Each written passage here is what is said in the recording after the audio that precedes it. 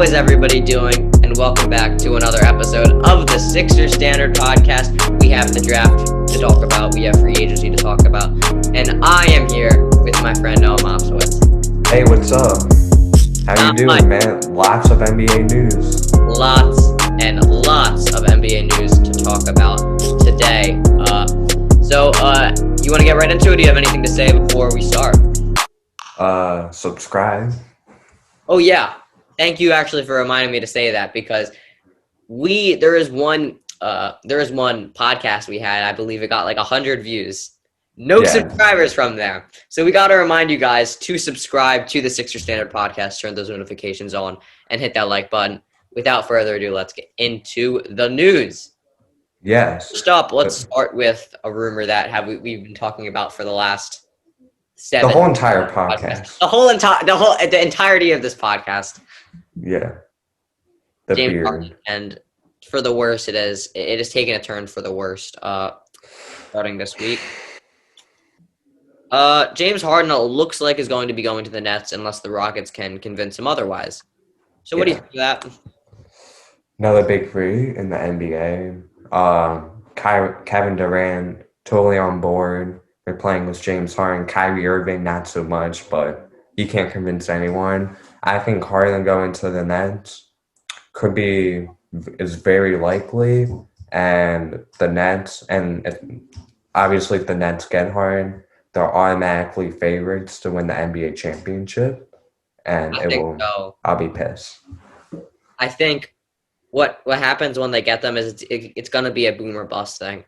You could see that all of them might not even click, but they can find a way to make it work. And if that happens, then they're going to win a championship. I also see a possibility that there's only one ball. I mean, you have Harden, you have KD, you have Kyrie Irving. These are all... It's going to be between Harden and Kyrie Irving because those two are mainly ball dominant. Like, KD's kind of like a guy who gets the ball or he can play catch and shoot a little bit. But still, these players are all players that are more than capable of leading their own team. They're players that are more than capable than having the ball at the end of the game. And, in fact, they're very good at being those type of players. So I think it could be a boom or bust thing. It's really a shame, though, because I think Harden would fit well here because, Embiid's not a guy that's going to be handling the ball at the end of the game. He's not a closer. Yeah. The last closer we had, and I know it hurts to say it, was Jimmy Butler when we had him a year ago. Ben Simmons is not a great closer, and he can take the last shot, but he doesn't have any range, so people can kind of play zone on him on the perimeter. Yeah. So I think if you get a guy like Harden, he's going to be, the bona fide end-of-game scorer that we need. So I think it's a shame that he's not coming here. At the same time, there's someone else we're going to talk about that is not very likely, but I think is a possibility to come here. But and this guy could be a closer if he comes here. He could be a great closer, I feel like. But it's definitely a shame. As for the Nets, again, boom or bust. Yeah. Now, we do have some controversy, and I'm going to share my screen because the Sixers drafted, and let me get both of these guys' stats up. There are 3 players that the Sixers drafted, but if I'm only going to look at 2.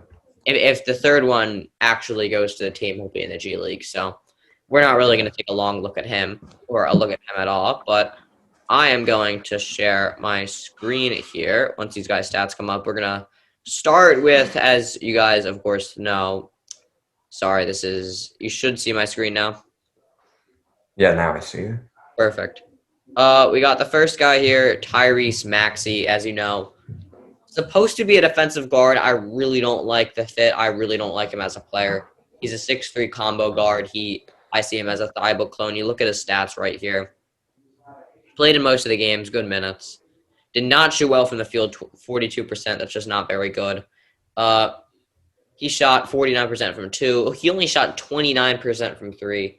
And I feel like this is a horrible fit here. We needed a guy that can shoot, and Maxey just does not bring that.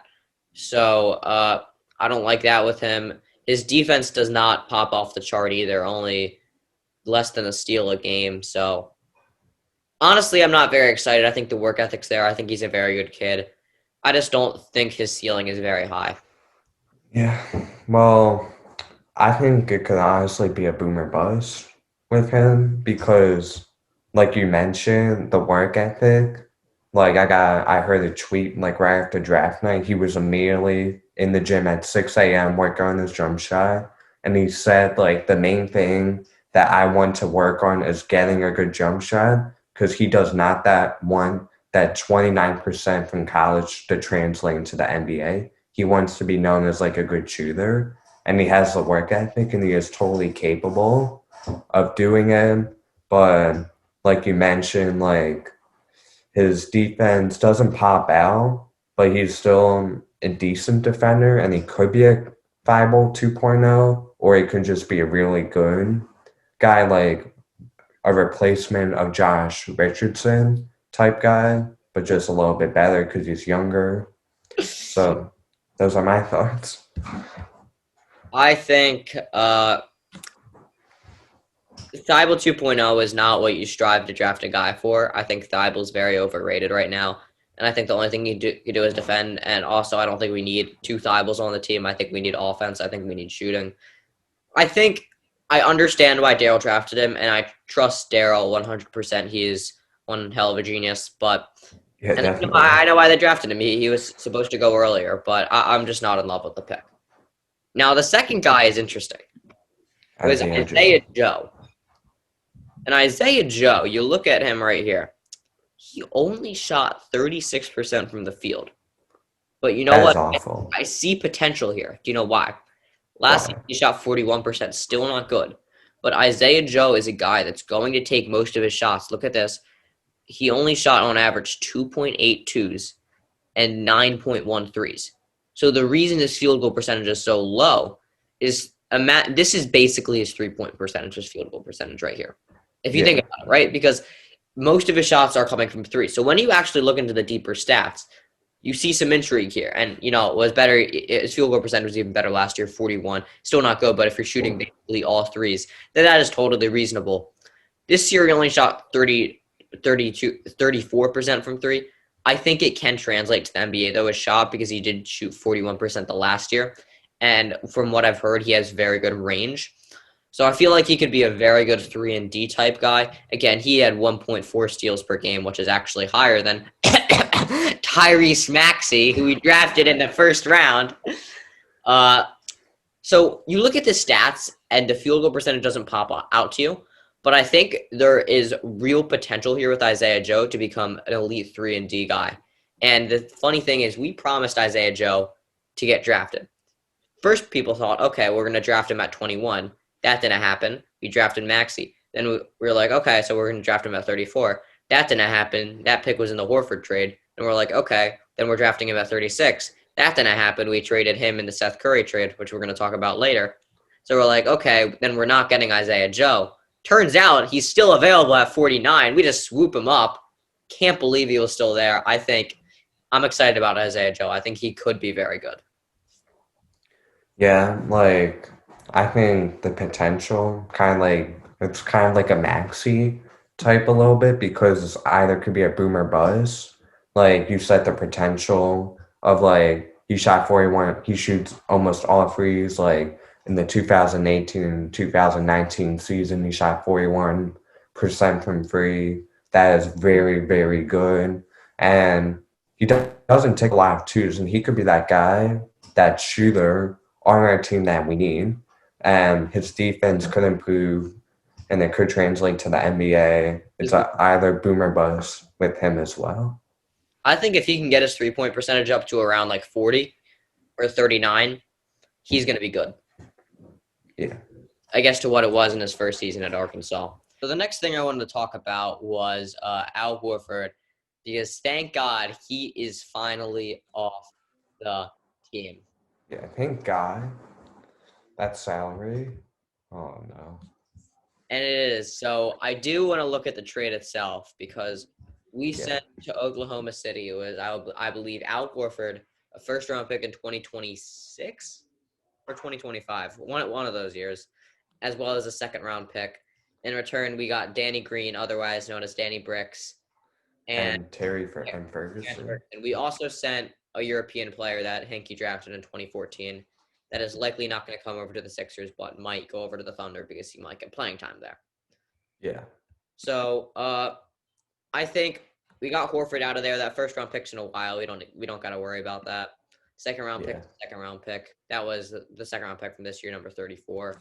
That already happened. That's in the past. And we also said the European guy doesn't have any value to us. Not going to come here. Yeah. Let me get this straight. I do not like Danny Green. I really don't. But I think the fact that we shed Horford makes a difference. It's clutch. Yeah. So I think that is really all that matters. We have Horford off the team. We have cap space. And, yeah, so really an end to an era. And funny thing to say, but is there any highlight you have of Al Horford here in Philadelphia? I don't really have any highlights, to be honest. Yeah. Here's one. Remember when Al Horford rang the bell at the end of the year? Yeah. Remember when we played the Celtics in the first game and we decided to troll them by Al Horford ringing the bell? We fucking trolled ourselves. We're like, oh, you guys don't have Al Horford anymore. Yeah, because we're so smart. We signed a 34-year-old to a 4-year, $120 million deal. Oh, my God. Such fucking fools.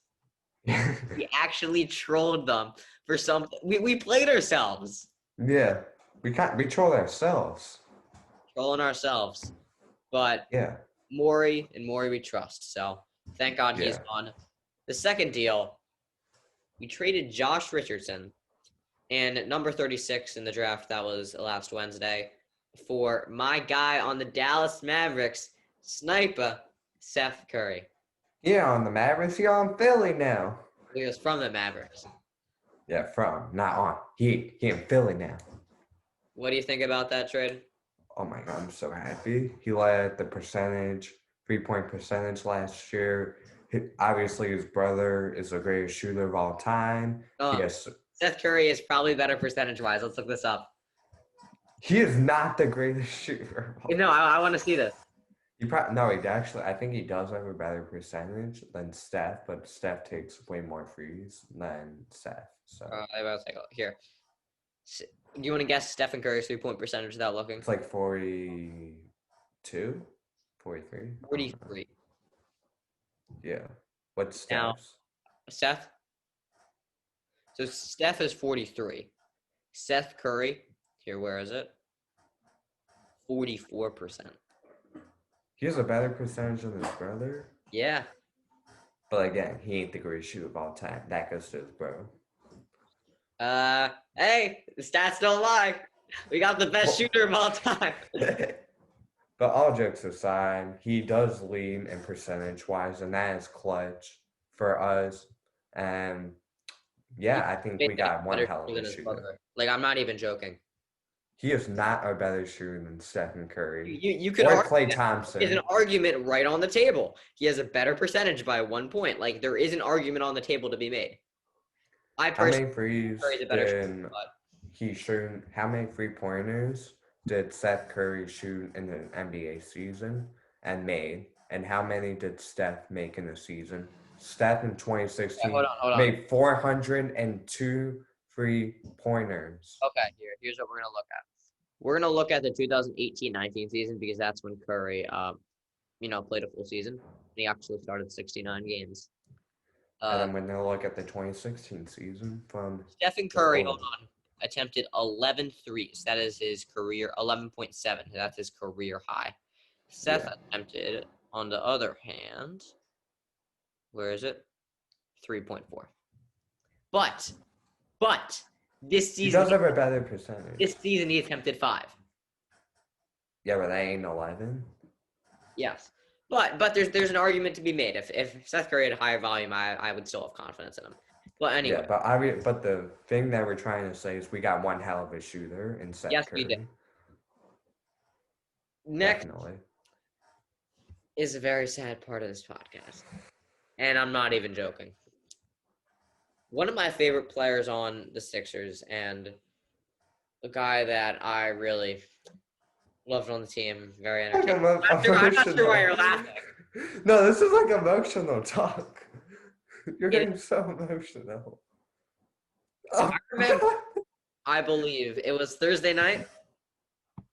Thursday night, was it? Yeah. Let me look at this. Bro, I can see the tear. I was having dinner. I was doing fine. It was Thursday, 6:28. I checked my God. phone. An Instagram link. I thought, oh, maybe something cool. I click on the Instagram link.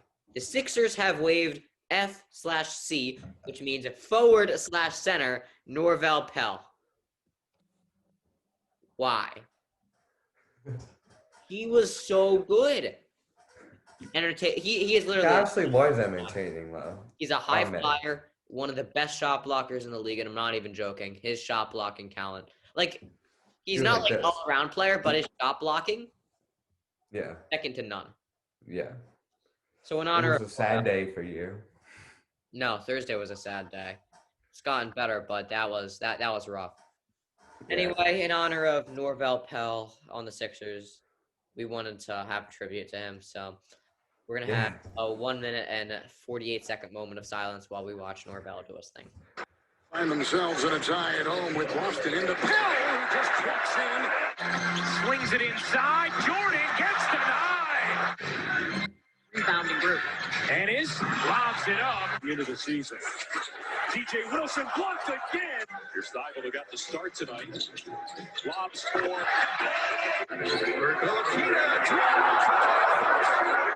Okafor.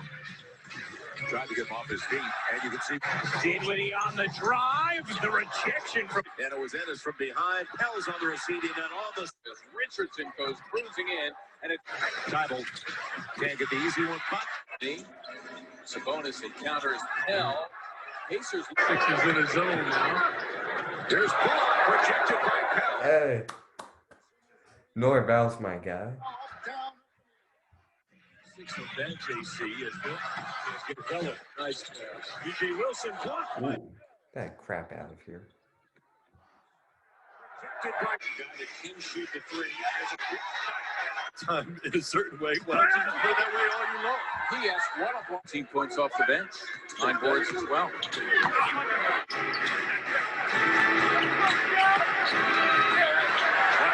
play by Pell. Adjust to being in Detroit or else to come out. This is the kind of stuff that really gets the teeth on it. He did it again. Look at that. Norvel Pell to try to talk about what's the best score. Yep. Comes Richardson. Pell with a screen. Richardson up. Wow. As you see, that is why I am emotional that Norvel Pell has gotten waived by the Sixers. He is literally the definition of showtime. Showtime. It's either a block or a lob. Do you see that one? He goes 5 feet above the rim and just throws it down.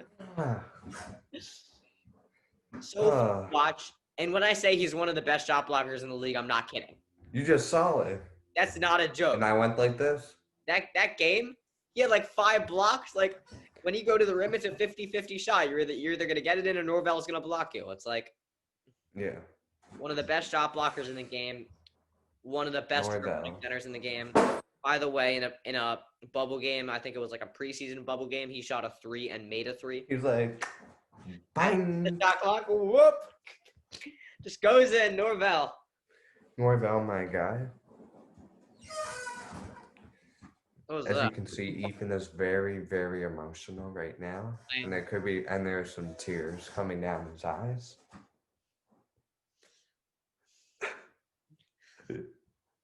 I am really sad though. And also, yes, he was a great player here, and I wish him the best of luck wherever he goes. Also, on a less sad note, because we didn't have as much of an emotional attachment to him, Marial Shayok has been waived by the Sixers as well. Many people in a very serious way compared him to like Walmart KD. Yeah, Walmart. And I can see, like budget KD. Yeah, so, Walmart KD. You look at him play. He actually kind of play like KD a little bit. Not as fast, but he has a similar release. A similar height. He has a good midi. And he has a hesitation. He has a hezzy. if you blink a little bit, you kind of see the next making of KD. Yeah. In all seriousness, but I get Yeah, the reason you gave him, but I think he should have stayed. I think he could have had rotational minutes next season after he developed the league. Yeah. Another two players that we say goodbye to as Sixers fans, Raul Nedo. You know what I say to you? Fuck him. I don't miss him at all. Fuck you, you little fucking white boy. He looks like this when he dribbles.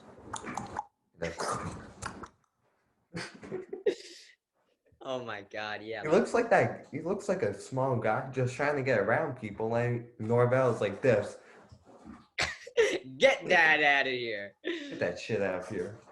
And then Raul was like what? Like Oh, he's like 2 feet tall. It's like a little fart. Like a tiny person, like a midget. Yeah. But now Alec Burks, and I miss him. Alec Burks I liked. I don't think he's very good, but when we went down to the bubble, you see him handling the ball. And worst case scenario, if he has to score, he'll do what he needs to do. Not very good at it, but he's a fun player to watch as well. I liked him a lot, and I think we should have definitely tried to re-sign him. Yeah, you can do anything with the ball. I mean, he can dribble in, very good. And he's a shot creator. He's a tall point guard. He can shoot. I liked him a lot, and you saw what he did with the Warriors when he had, he could handle the ball very well. Yeah. Wish him best of luck with the next spot. Not going to be here next year. Yeah. Next, Dwight Howard. We welcome you to the Philadelphia 76ers. What are your thoughts on Dwight becoming a Philadelphia 76er? Mixed emotions. Definitely. I think we need a big to replace my man and your man, Norvell Powell. And no one is good enough to replace Norvell. Well, we had to. Not even Joel Embiid. But he's a big. He'll be our backup center. He can get rebounds, and he had a really good season with the Lakers last year. Obviously, got an NBA championship, and I think Well, I'll tell you this: he can't shoot the ball at all. He can't even make a free throw. Remember that game against the Lakers? I think it was in like the second quarter. The Lakers had the ball on back-to-back possessions. We just intentionally fouled him. So we had 2 free throws. He made none of them. He goes like, kind of looks like my jump shot. Yeah. But I hope he brings that. I hope he does well. And he's a vet, so he can mentor some young players. Well, I know that Dwight Howard's kind of like locker room illness, but I did also hear that the Lakers offered him more money, potentially like $5-6 million. And he said he was going to stay in LA. Minimum contract, but since Daryl Moore is a genius, he came to play for us. Although the Lakers offered him more money, and although he won a championship with them, and although he's more likely to win another championship with the Lakers, it seems like there's no reason for him to sign here. But for some reason, he does. Yeah. So props to Daryl for that because he is God. He's a god. He's a god. Yeah. Next, I want to talk about Daryl Moore in general because I think he came in here. He basically undid everything Elton Brand did. And Elton Brand, fuck you. Yeah, honestly, just like, fuck You know what? Actually, I take that back because... No, I ain't taking it back. It wasn't his fault. It was 100% his fault. Josh Harris, fuck him because, he kind of forced Brand into the role. He had no experience. Of course, you're not going to, like, deny a job if you get it, because especially if it's a high-up job. It's not really his fault that he got hired for a job that he wasn't prepared for, don't you think? Yeah. Like, if you got hired to be – if you got elected to be the president of the United States right now, just imagine, even though it's impossible, if you got elected to be the president of the United States, let's say by like let's say it wasn't elected by the people and there's just one person. Let's say the system was like the last president chose who's the next president. I know it's like a bad comparison. Would it be your fault that you're a bad president or his fault that he picked you? His fault. A little bit falls on you, but at the same time, most of it's his fault because he picked you and, you're a bozo. Wouldn't you would be a bozo being president. Anyone would. Yeah. We're kids, but like, it would be his fault, not yours. So Yeah. I kind of feel like, But it's fuck you, Elton. Just at the same actually. time, yes. At the same time, yes. Like you signed Horford for 110 deal. You signed King Tobias Harris. So much money. This guy, I don't know why they didn't fire him. And they should have, even though we have Dale. They Like should have fired him. at the same time that like one, you don't hire me to be the president. At the No, you're being a if you are the genius. president, you at least try to do your best. You don't like try to fuck up the team. And now I'm ramped up the team. Make us worse than we were before. But Morey has basically done everything except for Tobias Harris, and I think he does have some use still, even though he's heavily overpaid. I think he still does have some use on the team. Yeah. And then Zach Levine has also been a rumor that has been circling around. What do you think of Levine coming to Philly? Oh, I love it. He can shoot. He's athletic. Obviously, he's athletic. He won the slam dunk contest, but he's a really good shooter. He can, as we mentioned earlier, like we didn't have a closer last year. We had Jimmy Butler the year before, and I hate saying his name because he's a disgrace to basketball. But then if we can get Zach Levine, he could be a good replacement for that closing role, and he can obviously has a 3-point shot, and he can have the ball at the last second. I trust him to have the ball. I would love Zach Levine to come here, but we probably will have to give up Bible and maybe like our next year's like first round pick and some other and some assets. So, But I think I love Zach Levine here. so let's assume that's the trade: Thibault and picks. Everyone else stays. Yeah. What would the lineup be? I say Levine at the point guard. I put the ball in his hands for the game. I think He's a I point guard, kind and I would play him at the point. I think Simmons is better as like a small forward. I would kind of disagree with you on that. I would, in my opinion, I play Simmons at the point because of his passing ability. I'll probably play Seth and Zach. I'll play Seth as another guard. I'll play Zach Levine and Tobias Harris as the two forwards, and obviously the big is Embiid. What I would do is I would do Levine at the 1, Curry at the 2, Simmons at the 3, Harris at the 4, and Embiid at the 5. And off the bench, you have Maxey at the 1. Well, unless if we get another backup point guard in free agency, because we're rumored to if get. you're drafting Maxey at 21, he's going to be your backup point guard. You're going to give him PT. If you try, Yeah. I don't like him, but I think you got to trust him if you draft him that early. So you put Maxey at the backup point guard, backup shooting guard is Shake, small forward is Pop the Cork, and then power forward is ugly. Mike Scott, unless you get better, then you're not playing there. So, I mean, And then center is Dwight. Dwight, which I wish was Nerlens, but we'll take Dwight. Yeah. I think that would be a fire team because I think we need more talent. I really do. I think right now everyone's praising the team. I think Daryl has done a great job with giving us more flexibility. So far, he can do even better. And I hate if he gets Levine. Here, we have less talent than we did before. We do, but we have that. We and Al Horford are still better players than Seth Curry and Danny Green. I know they're worse fits, but Al Horford is going to go to OKC and put up a career high 16 points a game with 8 rebounds, and he's going to get traded for 2 first-round picks. You're not going to have to attach first-round picks to get him off. They're going to get first-round picks for him. He is going to have a career year. I think Al Horford is not washed. I think he's in a horrible situation. I think he still has a ton of talent. Again, the problem is that not a good fit here, but I'm just going to throw that out there that I think we are talent-wise a worse team than we were before. I think we need more talent. Zach Levine would be perfect here. Yeah. But I think even with Al, if we don't get Levine, I think we'll be a better team than last year because we're getting a lot more shooters. We have obviously Seth, and he leads the league in percentage, and I think he could really help Ben and Joel come to their full potential on this team, and I think our team will be better than it was last year, even though talent-wise it's not. Quiz question. Who's older, Joel Embiid or Zach Levine? JoJo. Yeah, you're right. Crazy. Zach Levine's younger than you think. He's 25. Yeah, I thought he was like 28. Yeah, same. But I think right now, if I'm going to be honest, we're a 47-win team. We are not a 50-win team. No. But I think we will be a better team Levine, than we we could be are. a 53-win team. But again, like I think we're going to be a better team than we were last year. That's my opinion. How many wins do we get? What was our winning percentage last year? Oh, shit. Let's look up the stats. Sixers Yeah. record. Because we're going to do some math here. Yeah. Okay, so the Sixers record last year was 43-30 for a win percentage of 589. Well, we'll do better than This that. is a 72-game season, you said? Or This not is 72 games this year, yes. 72-game season. Okay.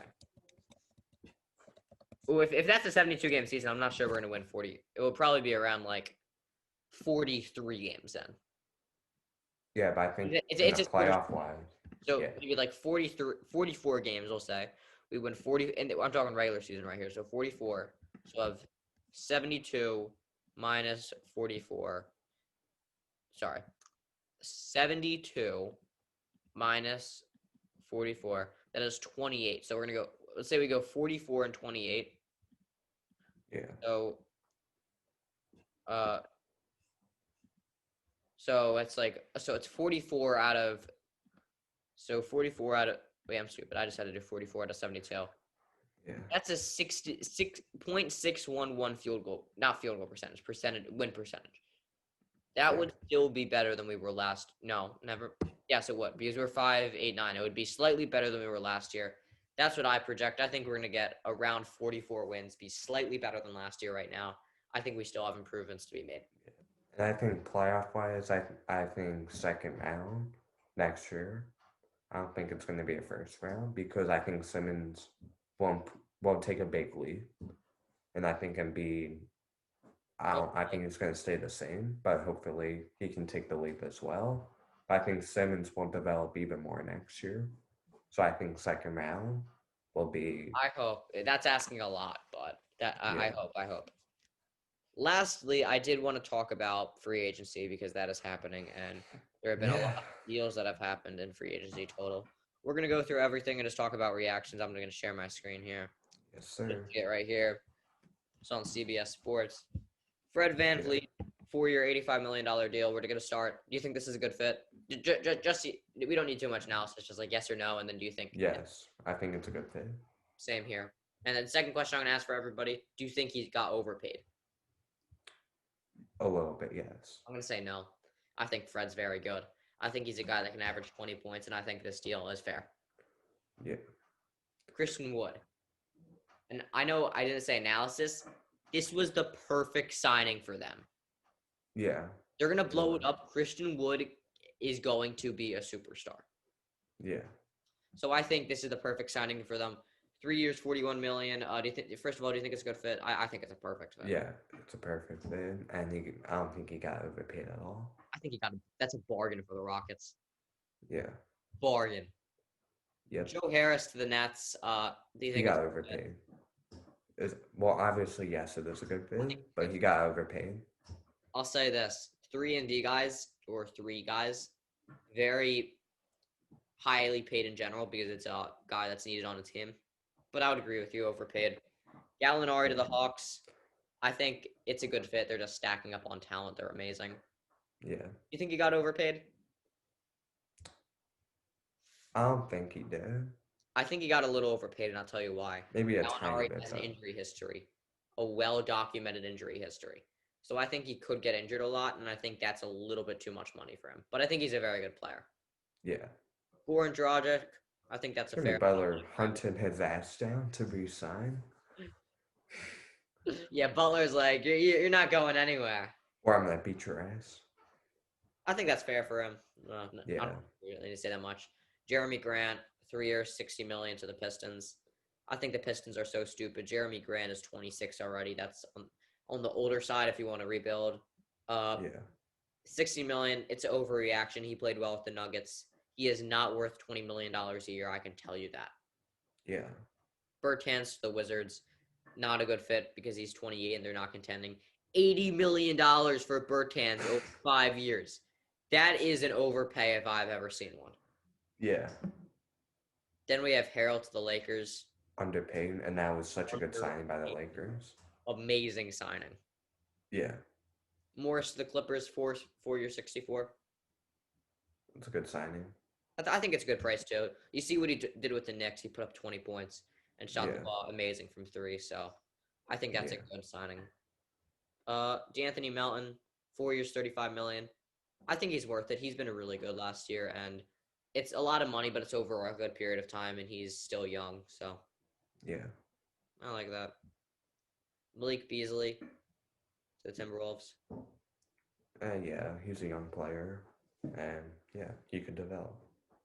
I think what they saw in the last 10 games when he got there from the Nuggets, he was amazing. I don't think they should overreact though. No. I think he's a little bit overpaid. Jakob Poeltl, sure, I guess. Yeah. Okay deal. Justin Holiday, sure. Sure. 18 mil. Favors goes back to the Jazz. Oh wow. That's pretty insane. I know he was there before. I think that's a reasonable deal for him though. Yeah. Derek Jones Jr. to the Timberwolves. I think it'll be a good fit there, but that's a fine deal. All these amounts I think are reasonable. Why is Michael Green getting paid like $7.5 million a year? I don't know. That's an overpay. He's going to the Nuggets. Rodney Hood, that's definitely an overpay, but Rodney Hood's good. Yeah. Harkless, sure. DJ Augustine's going to the Bucks. I know that just came out. Yeah. It's a fair deal for him. Trey Burke, I heard, is getting $10 million. Chris Dunn. Why is Hassan Whiteside at number 50? He was really good. Yeah. Mason Plumlee. This is what I want to talk about. First of all, why do the Pistons need Mason Plumlee? He's 30 and they're not contending. I don't know. Why is he getting a 3-year, $25 million deal? Beats me. Dwight Howard, bargain. Look at this. Him versus Plumlee. Got a bargain for him. Garrett Temple. Don't know why you're paying him $5 million, but okay. Yeah. Raul Nedo. Yeah, he deserved less money. Less money. Yeah. He deserved that, I think. Yeah. James Ennis, I'm not sure how much he's getting paid, but I love my guy James Ennis. Eubanks, sure. Josh Jackson. Connaughton is getting all these deals I think are good. Myers Leonard is getting $10 million a year. That's crazy. Yeah. Izzo Valentine, sure. Dwayne Bacon, sure. Yeah. Pretty bad free agency class, to be honest. Yeah. That was pretty bad. In general, do you think people are getting overpaid or underpaid? I think a little overpaid. Same here, but not crazy. There was that one year that Nicholas Batum was getting over $150 million. I don't think it's crazy. I think people are getting a little bit overpaid. Yeah. So yeah, that's what I would say about the free agency class. Any thoughts? You just think it's a little bit overpaid? Yeah. That's what I think. So yeah, anything you want to talk about before we end the podcast? I think that's it, man. Okay, well, thank you guys for watching the Sixer Standard Podcast. Make sure you subscribe to the Sixer Standard Podcast. Hit that like button. Turn on those notifications. We'll be uploading every week, of course. Hopefully, this episode comes out on the weekend. You might be seeing it Monday or later, whenever you decide to watch it. Thank you guys for watching. I'm Ethan Koppelman, along with Noah Mofsowitz. We'll see you guys next time. See ya.